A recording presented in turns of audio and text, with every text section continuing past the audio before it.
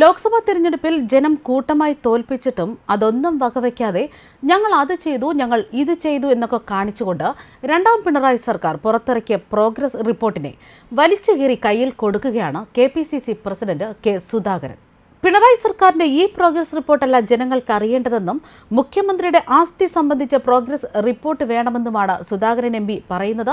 ഇതുകൂടാതെ ഇപ്പോൾ പുറത്തിറക്കിയ പ്രോഗ്രസ് റിപ്പോർട്ട് സർക്കാർ ഖജനാവിനെ മുടിപ്പിക്കാനുള്ള മറ്റൊരു ധൂർത്ത് മാത്രമെന്നും അദ്ദേഹം ആരോപിക്കുന്നു. മുഖ്യമന്ത്രിയുടെയും കുടുംബത്തിന്റെയും സാമ്പത്തിക സ്ഥിതിയിലുണ്ടായ വർധനവിനെയാണ് ജനങ്ങൾക്ക് അറിയേണ്ടതെന്നാണ് അദ്ദേഹം ചൂണ്ടിക്കാണിക്കുന്നത്. LDF സർക്കാരിന്റെ വികസന പ്രവർത്തനങ്ങളെ ജനം വിലയിരുത്തിയതിന്റെ ഫലമാണ് ഇപ്പോൾ പാർലമെന്റ് തിരഞ്ഞെടുപ്പിലെ ജനവിധിയിലൂടെ പുറത്തു വന്നിരിക്കുന്നത്. തെരഞ്ഞെടുപ്പ് ഫലം പരിശോധിച്ചാൽ തന്നെ 18 നിയമസഭാ മണ്ഡലങ്ങളിൽ മാത്രമാണ് പിണറായി സർക്കാരിന് പാസ് മാർക്ക് ലഭിച്ചത്. ശേഷിക്കുന്ന 122 നിയമസഭാ മണ്ഡലങ്ങളിലും LDF MLA മാർ പരാജയപ്പെട്ടു. ജനകീയ പരീക്ഷയിലാണ് LDFന്റെ ജനപ്രതിനിധികളൊക്കെ തോറ്റിരിക്കുന്നത്. അഴിമതിമുക്ത കേരളം എന്ന പച്ച നുണയാണ് സർക്കാരിന്റെ പ്രോഗ്രസ് റിപ്പോർട്ടിലുള്ളത്. മുഖ്യമന്ത്രിയുടെ ഓഫീസ് കേന്ദ്രീകരിച്ചുള്ള അഴിമതി എല്ലാ വകുപ്പിലും പ്രകടമാണ്.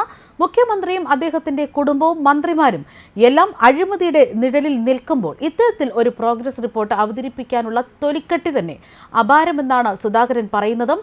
മദ്യനയത്തിൽ മാറ്റം വരുത്താൻ ബാർ ഉടമകളിൽ നിന്ന് കോടികൾ പിരിച്ചെന്ന ശബ്ദ സന്ദേശവും മുഖ്യമന്ത്രിയുടെ മകളുടെ പേരിൽ മാസപ്പടിയായി കോടികൾ കൈപ്പറ്റിയതുമൊക്കെ പിണറായി സർക്കാരിന്റെ അഴിമതിയുടെ കയ്യൊപ്പ് പതിഞ്ഞവയെന്നും അദ്ദേഹം വ്യക്തമാക്കുകയാണ്.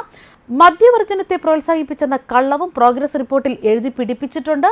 നാടുനീളെ മദ്യഷോപ്പുകൾ തുറക്കുകയും ഡ്രൈഡേ എടുത്തു മാറ്റാനും ബാറുകളുടെ പ്രവർത്തന സമയം ദീർഘിപ്പിക്കാനും അതുവഴി കൂടുതൽ മദ്യലഭ്യത ഉറപ്പുവരുത്താനുമുള്ള തീവ്ര ശ്രമത്തിൽ തന്നെയാണ് സർക്കാർ. ഇതെല്ലാം ഒരു വശത്ത് നടത്തിക്കൊണ്ട് മറുവശത്ത് പ്രോഗ്രസ് റിപ്പോർട്ടിൽ മദ്യവർജനത്തിന് വേണ്ടിയുള്ള ബോധവൽക്കരണം ഊർജിതമാണെന്ന അവകാശവാദം ഉന്നയിക്കുന്നതൊക്കെ പരിഹാസ്യമാണെന്ന് തന്നെയാണ് അദ്ദേഹം വ്യക്തമാക്കുന്നത്. മദ്യനയത്തിൽ വെള്ളം ചേർക്കാൻ പിണറായി സർക്കാർ കാട്ടുന്ന ഈ ഇരട്ടത്താപ്പാണ് എല്ലാ കാര്യത്തിലും സ്വീകരിക്കുന്നതും.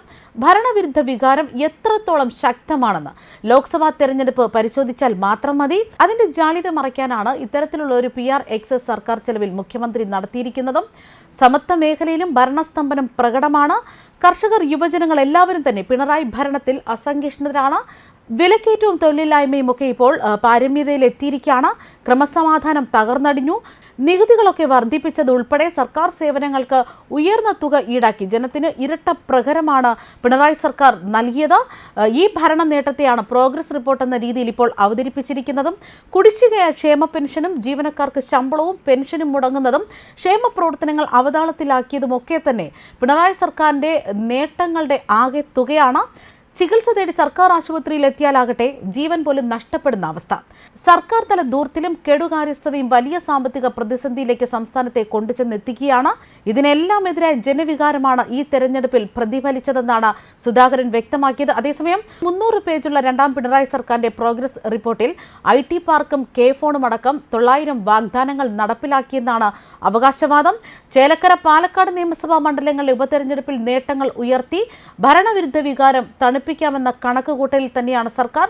നവകേരള യാത്രയിലൂടെ സംസ്ഥാന മന്ത്രിസഭ നേരിട്ട് കേരളം മുഴുവൻ നടന്ന് നേട്ടങ്ങൾ കൊട്ടിഘോഷിച്ചിട്ടും ലോക്സഭാ തെരഞ്ഞെടുപ്പിൽ ജനങ്ങൾ നൽകിയത് വൻ പരാജയം തന്നെയായിരുന്നു.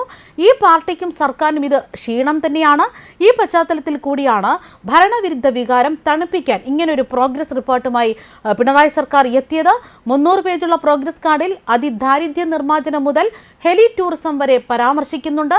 900 വാഗ്ദാനങ്ങൾ നടപ്പിലാക്കിയെന്നാണ് അവകാശപ്പെടുന്നത്. തൊഴിലുറപ്പ് പദ്ധതി വഴി 16.61 ലക്ഷം പേർക്ക് തൊഴിൽ നൽകിയെന്നും ലൈഫ് വഴി 5570 ആദിവാസി കുടുംബങ്ങൾക്ക് വീട് നൽകിയെന്നും സൗജന്യ ചികിത്സ, കാഴ്ച പരിമിതർക്കായി സജ്ജമാക്കിയ സേവനങ്ങൾ, അങ്ങനെ പൊട്ടും പൊടിയും ഒക്കെ തന്നെ ഈ റിപ്പോർട്ടിലുണ്ട്. അതേസമയം 6 മാസത്തിനകം ചേലക്കര, പാലക്കാട് നിയമസഭാ മണ്ഡലങ്ങളിൽ ഉപതെരഞ്ഞെടുപ്പ് നടക്കും. ഇടത് കോട്ടയ ചേലക്കര കൈവിടാതെ നോക്കേണ്ടത് പാർട്ടിയുടെ ഉത്തരവാദിത്തമാണിപ്പോൾ. രാഹുൽ ഗാന്ധി റായ്ബറേലി നിലനിർത്തുകയാണെങ്കിൽ വയനാട് ലോക്സഭാ മണ്ഡലത്തിലും ഉപതെരഞ്ഞെടുപ്പ് നടക്കും. തദ്ദേശ തെരഞ്ഞെടുപ്പും അടുത്തിരിക്കെ ഇതുകൂടി മുന്നിൽ കണ്ടുകൊണ്ടാണ് ഇപ്പോൾ പിണറായി സർക്കാർ പ്രോഗ്രസ് റിപ്പോർട്ടും അവതരിപ്പിച്ചിരിക്കുന്നത്.